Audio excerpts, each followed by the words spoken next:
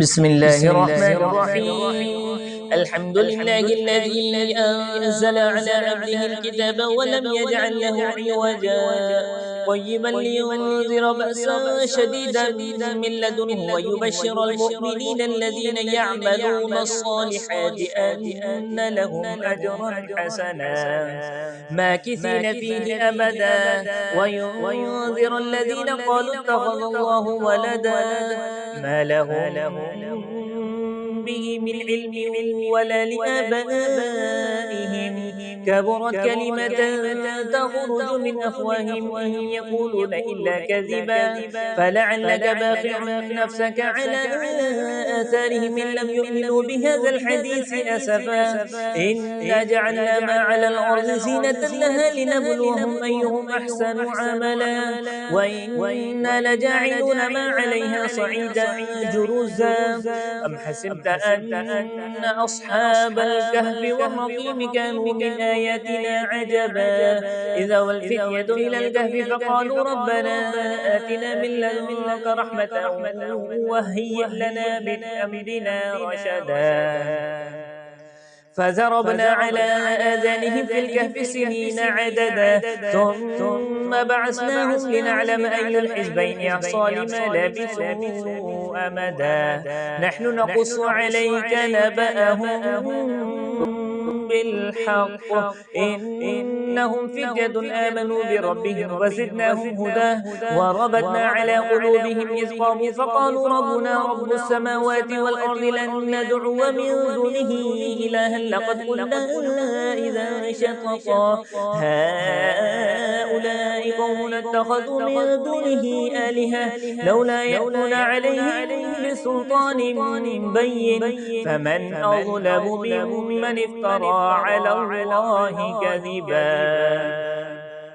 وإذ اعتزلتموهم وما يعبدون إلا الله فأووا إلى الكهف ينشر لكم ربكم من رحمته ويهيئ لكم من أمركم مرفقا وترى الشمس إذا طلعت تزاور عن كهفهم ذات اليمين وإذا غربت تقرضهم ذات الشمال وهم في فجوة من ذلك من آيات الله من يهد الله فهو المهتد ومن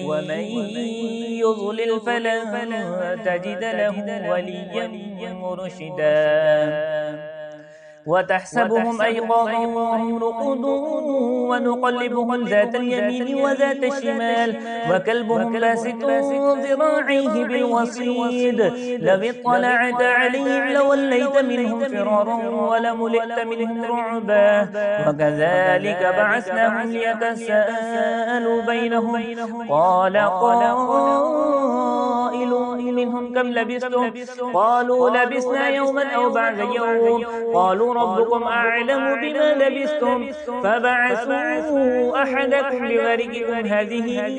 إلى المدينة فلينظر أيها أزكى طعاما فليأتكم برزق منه وليتلطف ولا يشعرن بكم أحدا إنهم إن يظهروا عليكم يرجموكم أو يعيذكم في ملتهم ولا تفلحوا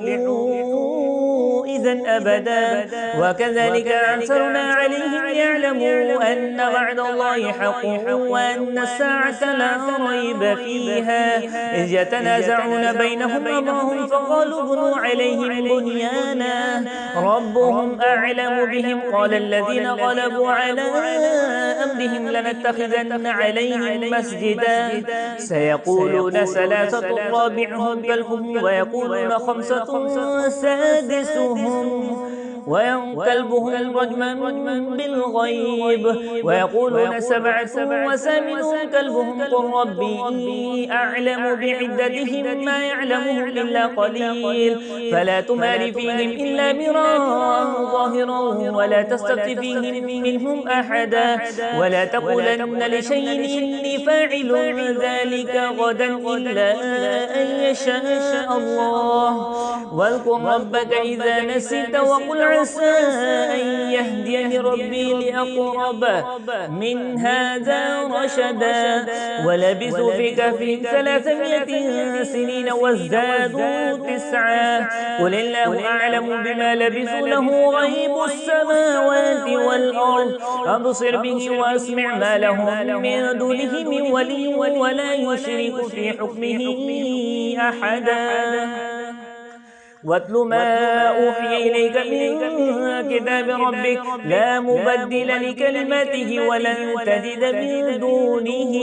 ملتحدا واصبر نفسك مع الذين يدعون ربهم بالغداة والعشي يريدون وجهه ولا تعد عيناك عنهم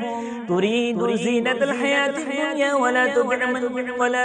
من أغفلنا قلبه عن ذكرنا واتبع هواه وكان أمره فرطا وقل الحق من ربكم فمن شاء فليؤمن ومن شاء فليكفر إنا أعتدنا للظالمين نارا أحاط بهم سرادقها وإن يستغيثوا يغاثوا بماء كالمهل يشفي الوجوه بئس الشراب وساءت مرتفقا إن الذين آمنوا وعملوا الصالحات إنا لا نضيع أجر من أحسن عملا أولئك لهم جنات عدن تجري من تحتهم الأنهار يحلون فيها من أساور من ذهب ويلبسون ثيابا خضرا من سندس واستبرق متكئين فيها على الأرائك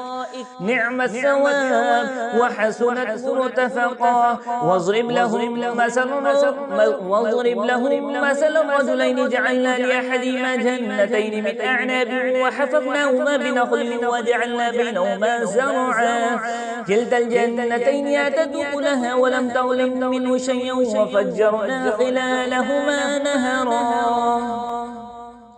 وكان له ثمر فقال لصاحبه وهو يحاوره أنا أكثر منك مالا وأعز نفرا ودخل جنته وهو ظالم لنفسه قال ما أظن أن تبيد هذه أبدا وما أظن الساعة قائمة ولئن رددت إلى ربي لأجدن خيرا منها منقلبا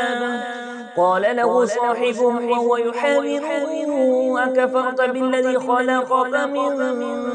تراب ثم من نطفة ثم سواك رجلا لكنه الله ربي ولا أشرك بربي أحدا ولولا إذ دخلت جنتك قلت ما شاء الله لا قوة إلا بالله إن ترني أنا أقل منك مالا وولدا فعسى ربي أن يؤتيني خيرا من جنتك ويرسل علي حسبانا من السماء فتصبح صعيدا زلقا أو يصبح ماؤها غورا فلن تستطيع له طلبا وأحيط بثمره فأصبح يقلب كفيه على ما أنفق فيها وهي خاوية على عروشها ويقول يا ليتني لم أشرك بربي أحدا ولم تكن له فئة ينصرونه من دون الله وما كان منتصرا هنالك الولاية لله الحق هو خير ثوابا وخير عقبا واضرب لهم مثل الحياة الدنيا كماء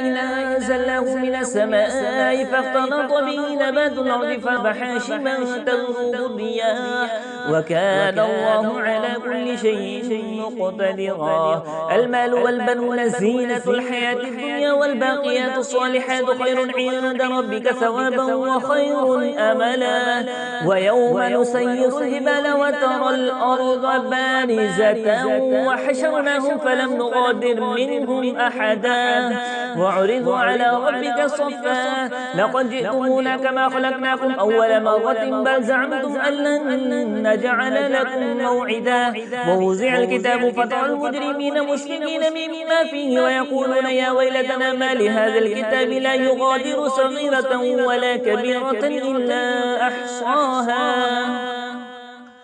ووجدوا ما عملوا حاضرا ولا يظلم ربك أحدا. وإذ قلنا للملائكة اسجدوا لآدم فسجدوا إلا إبليس كان من الجن ففسق عن أمر ربه أفتتخذونه وذريته أولياء من دوني وهم لكم عدو بئس للظالمين بدلا. ما أشهدهم خلق السماوات والأرض ولا خلق أنفسهم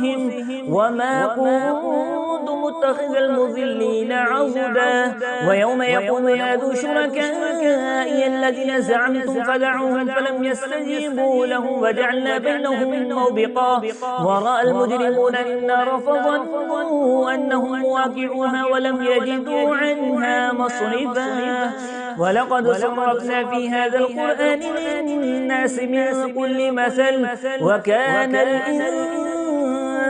أكثر شيء جدلا. وما منع الناس أن يؤمنوا إذ جاءهم الهدى ويستغفروا ربهم إلا أن تأتيهم سنة الأولين ويأتيهم العذاب قبلا. وما نرسل المرسلين إلا مبشرين ومنذرين ويجادل الذين كفروا بالباطل ليدحضوا به الحق واتخذوا آياتي وما أنذروا هزوا.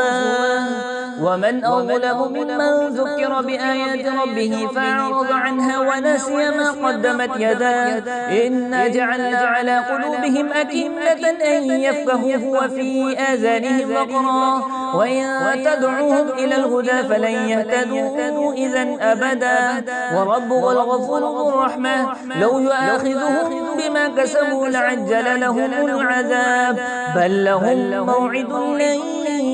يجدوا من دونه موئلا. وتلك القرى أهلكناهم لما ظلموا وجعلنا لمهلكهم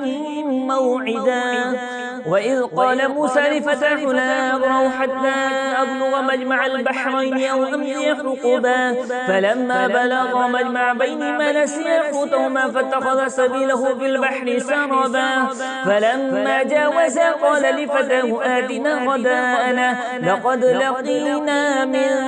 سفرنا هذا نصبا.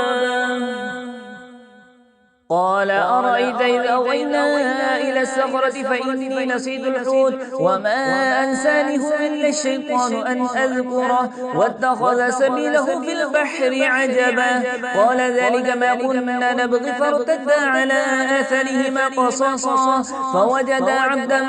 من عبادنا آتيناه رحمة من عندنا وعلمناه من لدنا علما.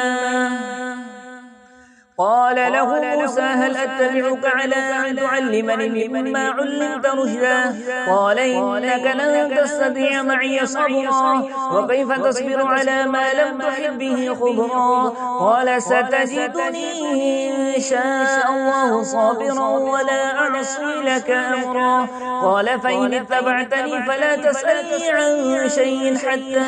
أحدث لك منه ذكرا. فانطلقا حتى إذا ركب في السفينة خلقها قال أخرقتها لتغرق أهلها لقد جئت شيئا إمرا قال ألم أقل إنك لن تستطيع معي صبرا قال لا تؤاخذني بما نسيت ولا ترهقني من أمري عسرا. فانطلقا حتى إذا لقيا غلاما فقتله قال قتلت نفسا زكية بغير نفس لقد جئت شيئا قال ألم أقل لك إنك لن تستطيع معي صبرا قال إن سألتك عن شيء بعدها فلا تصاحبني قد بلغت من لدني عذرا. فانطلقا حتى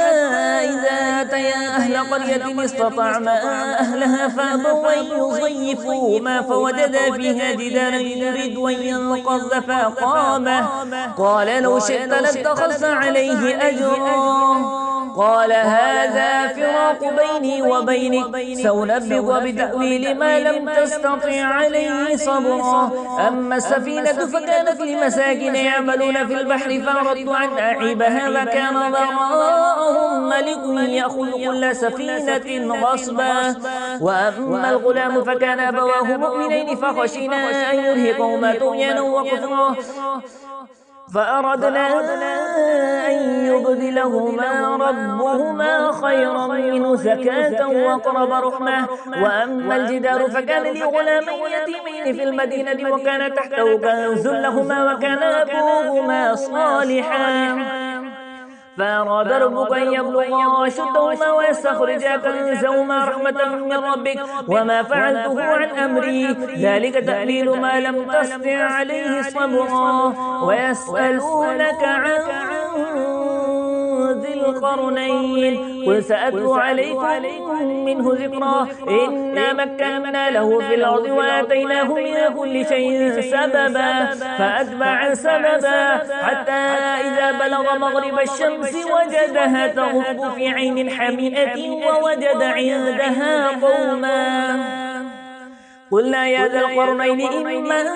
أن تعذب وإما أن تتخذ فيهم حسنا قال أما من ظلم فسوف نعذبه ثم يرد إلى ربه فيعذبه عذابا نكرا. وأما من آمن وعمل صالحا فله جزاء الحسنى وسنقول له من أمرنا يسرا. ثم أتبع سببا حتى إذا بلغ مطلع الشمس وجدها تدعو على قوم لم نجعل لهم من دونها سترا كذلك وقد أحطنا بما لديه خبرا.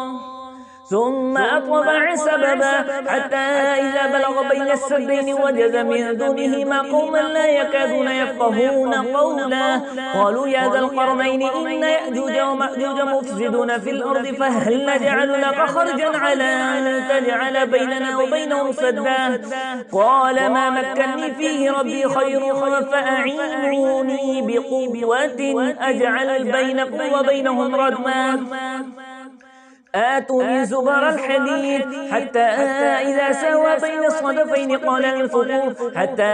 إذا جعله نارا قال آتوني يفرغ عليه قطرا فما استطاعوا أن يظهروا وما استطاعوا له نقبا قال هذا رحمة من ربي فإذا جاء وعد ربي جعله دكا وكان وعد ربي حقا. وتركنا بعضهم يومئذ يموج في بعض ونفخ في الصور فجمعناهم جمعا